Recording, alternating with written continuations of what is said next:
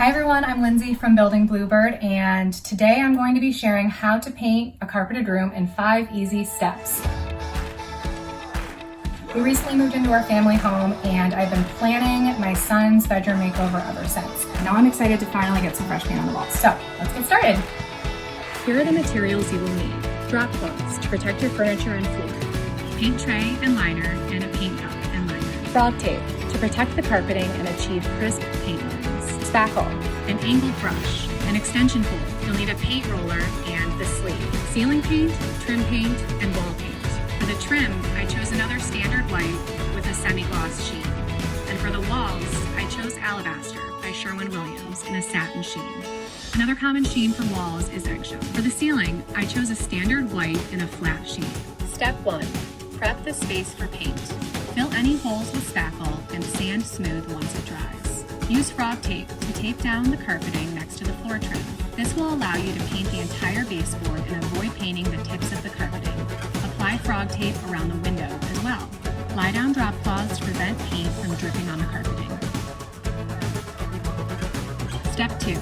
Paint the ceiling. Begin by trimming out the ceiling with your paintbrush. Don't worry about painting a straight line at the edge because you will be painting over the walls with your wall color. Use your shorter nap roller, an extension pole, to paint the remainder of the ceiling. When painting the ceiling, use long strokes and apply even pressure. Roll over any paint creases that may appear if you do apply too much pressure on the ceiling. Applying 2 coats of paint will give you the best finish. Step 3. Paint the trim. Next, I paint the baseboards and window casings. Because the walls still need to be painted, I'm not too concerned with staying within the lines where the trim meets the wall.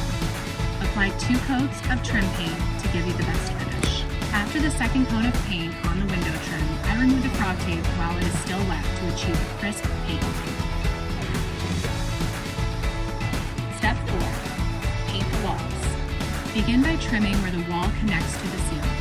Because I'm painting this room a warm white and I am confident in my steady hand for many years of painting practice, I will cut around the baseboards and window trim on my own.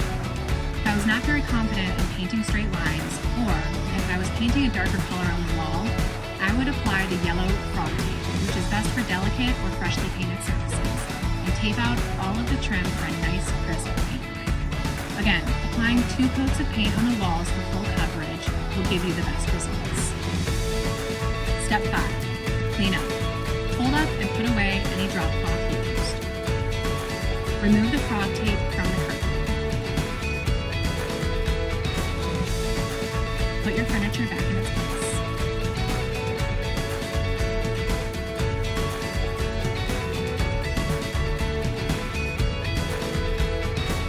Thanks so much for watching this quick tutorial, and I really hope that this gives you the push you need to finally tackle that paint project that's been on your list for months.